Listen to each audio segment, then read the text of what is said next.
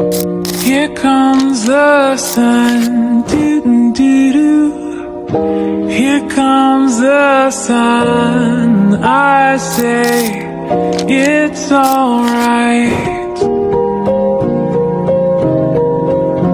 Perkenalkan, saya Keisha Salsabila yang selanjutnya akan memaparkan mengenai konteks dan latar belakang.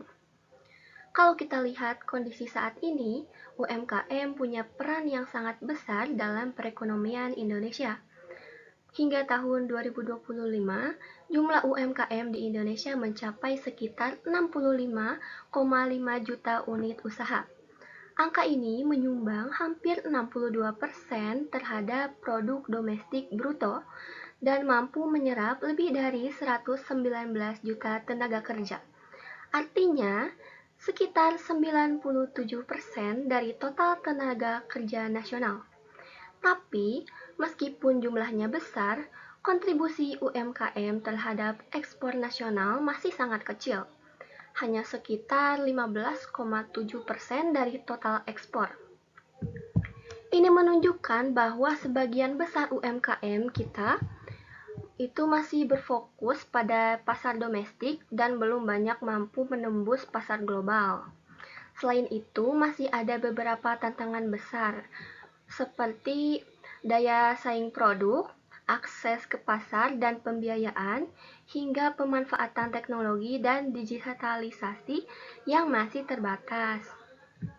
Oleh karena itu, dibutuhkan strategi yang tepat supaya UMKM tidak hanya bisa bertahan di tengah persaingan global, tetapi juga benar-benar tumbuh dan bertransformasi menjadi pelaku ekonomi yang kuat di pasar internasional. Definisi dan ruang lingkup berdasarkan Undang-Undang No. 20 Tahun 2008 UMKM adalah usaha produktif milik orang perorangan atau badan usaha yang memenuhi kriteria tertentu yang dibagi menjadi 3 kategori yang dibedakan berdasarkan aset dan omset. Yang pertama, usaha mikro minimal dari 50 juta maksimal sampai dengan 200 juta. Yang kedua, usaha kecil dimulai dari 50 juta sampai dengan 500 juta dan dari 300 juta sampai dengan 2,5 miliar. Yang ketiga, usaha menengah dimulai dari 500 juta sampai dengan 10 miliar dan dari 2,5 miliar sampai dengan 50 miliar. Daya saing adalah kemampuan satu entitas untuk menciptakan nilai tambah, bertahan dan berkembang dalam persaingan pasar baik di tingkat domestik maupun internasional. Fokus pembahasan ini adalah yang pertama, tantangan utama UMKM lokal dalam menghadapi pasar global. Yang kedua, strategi untuk meningkatkan daya saing. Selanjutnya, tantangan utama UMKM di pasar global. Dalam menghadapi persaingan global, UMKM di Indonesia masih punya beberapa tantangan besar. Di antaranya seperti banyak pelaku UMKM yang masih mengalami keterbatasan modal dan sumber daya manusia yang belum optimal. Selain itu, penguasaan ilmu pengetahuan dan teknologi juga masih rendah, sehingga sulit bersaing dengan produk luar negeri. Dari sisi manajemen, masih ada masalah seperti perencanaan visi dan misi yang belum stabil, serta hubungan bisnis yang belum jelas. Tantangan lain datang dari luar, misalnya infrastruktur yang belum merata, birokrasi perizinan yang rumit, dan kurangnya akses informasi pasar. Dan yang tak kalah berat, adanya liberalisasi perdagangan seperti ASEAN-China Free Trade Area membuat produk luar lebih mudah masuk ke pasar kita. Jadi, tantangan UMKM bukan hanya soal modal, tapi juga soal kapasitas, sistem, dan kesiapan bersaing secara global. Saya Siti Rahma Ramadhani akan menyampaikan mengenai faktor apa saja yang dapat mempengaruhi kinerja UMKM. Yang pertama, faktor internal, yaitu faktor yang dapat mempengaruhi kinerja UMKM seperti sumber daya manusia, karena sumber daya manusia memiliki pengaruh yang dominan terhadap kinerja UMKM. Yang kedua, faktor eksternal. Faktor eksternal seperti kebijakan pemerintah, teknologi yang berkembang, networking, persaingan dengan perusahaan besar, dan risiko rantai pasokan. Selanjutnya, strategi yang dipakai oleh UMKM yaitu analisis SWOT dijadikan strategi. Di antaranya terdapat strength, kekuatan, yaitu faktor internal yang dapat dimanfaatkan seperti adanya keunikan produk lokal, serta kualitas produk yang memadai. Yang kedua, weaknesses atau kelemahan, yaitu minimalisir adanya faktor internal yang dapat menghambat seperti keterbatasan modal, kurangnya promosi digital, keterbatasan sumber daya.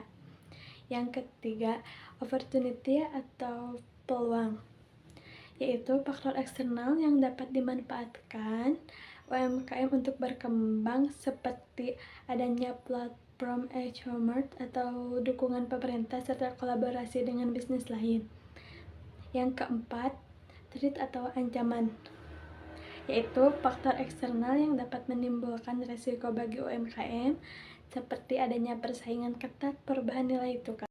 Setelah melakukan analisis, UMKM dapat menemukan penguatan yang dapat dilakukan untuk bersaing di pasar global, yaitu diantaranya kekuatan dan peluang, yaitu memanfaatkan kekuatan internal untuk mengambil peluang eksternal, contohnya dengan memasarkan produk lokal yang unik melalui platform global untuk menjangkau pasar internasional.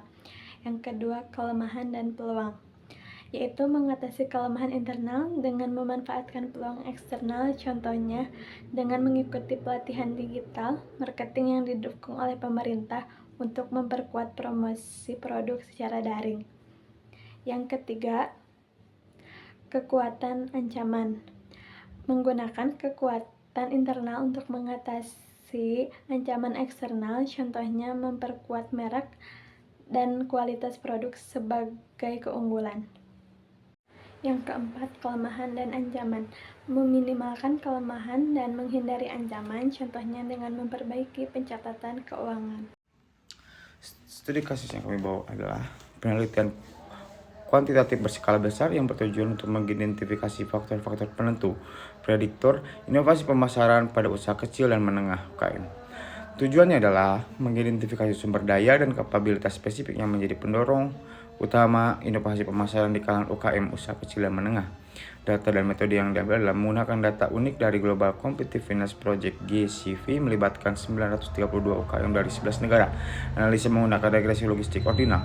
Temuan utamanya adalah faktor internal UKM yang paling kuat memprediksi inovasi pemasaran adalah keunikan produk, penggunaan alat pemasaran dan komunikasi, kecanggihan saluran distribusi, responsivitas pelanggan, inovasi produk dan aplikasi pemasaran online. Aktivitas internasionalisasi dan jaringan bisnis generik tidak berpengaruh signifikan. Kesimpulannya adalah, inovasi pemasaran pada UKM didorong oleh kapabilitas dinamis yang spesifik, terutama yang berkaitan dengan orientasi pelanggan dan keterlibatan digital. Setelah melihat berbagai tantangan yang dihadapi UMKM dalam persaingan global, berikut ada beberapa rekomendasi yang bisa dilakukan oleh berbagai pihak. Yang pertama, dari sisi pemerintah dan lembaga terkait. Pemerintah bisa mendirikan pusat pengembangan pendamping UKM sebagai wadah untuk pelatihan, konsultasi, dan pembinaan. Selain itu, perlu juga dibentuk pusat pengembangan UMKM berbasis teknologi informasi di tingkat kabupaten atau kecamatan, supaya pelaku usaha di daerah punya akses langsung ke pendampingan digital. Tak kalah penting, pemerintah juga perlu membuat kebijakan yang mempermudah akses permodalan dan perluasan jaringan informasi pemasaran, agar UMKM bisa tumbuh lebih cepat dan menjangkau pasar yang lebih luas. Selanjutnya, untuk para pelaku UMKM sendiri, fokus pada pengembangan teknologi mulai dari proses produksi, pengemasan, hingga pemasaran. Pelaku UMKM juga bisa berinovasi dengan membuat atau memanfaatkan aplikasi digital untuk memperluas pasar. Dan tentu saja, penting untuk terus berkoordinasi dan bekerja sama dengan pemerintah dalam kegiatan pembinaan dan pelatihan supaya kapasitas bisnis mereka bisa terus meningkat. Yang terakhir, untuk masyarakat sebagai konsumen. Kita semua bisa berkontribusi dengan menumbuhkan budaya mencintai produk dalam negeri. Karena ketika masyarakat bangga menggunakan produk lokal, itu akan langsung memperkuat posisi UMKM di Indonesia dan juga di pasar global. Jadi, kunci keberhasilan ada pada kolaborasi antara pemerintah, pelaku UMKM, dan masyarakat agar UMKM Indonesia bisa benar-benar naik kelas dan berdaya saing di tingkat dunia. Kesimpulan daripada materi yang kita bawa adalah globalisasi membawa persaingan ketat yang berdampak negatif pada dunia usaha dengan daya saing rendah, termasuk UMKM di Indonesia. Tantangan utama UMKM meliputi keterbatasan modal, SDM, teknologi, infrastruktur, birokrasi, akses informasi, dan liberalisasi perdagangan. Kinerja UMKM dipengaruhi oleh faktor internal seperti SDM dan eksternal, teknologi, persaingan secara keseluruhan. UMKM memerlukan strategi berbasis SWOT untuk bertahan dan berkembang di pasar global sehingga dapat meningkatkan kontribusi ekonomi dan daya saing nasional.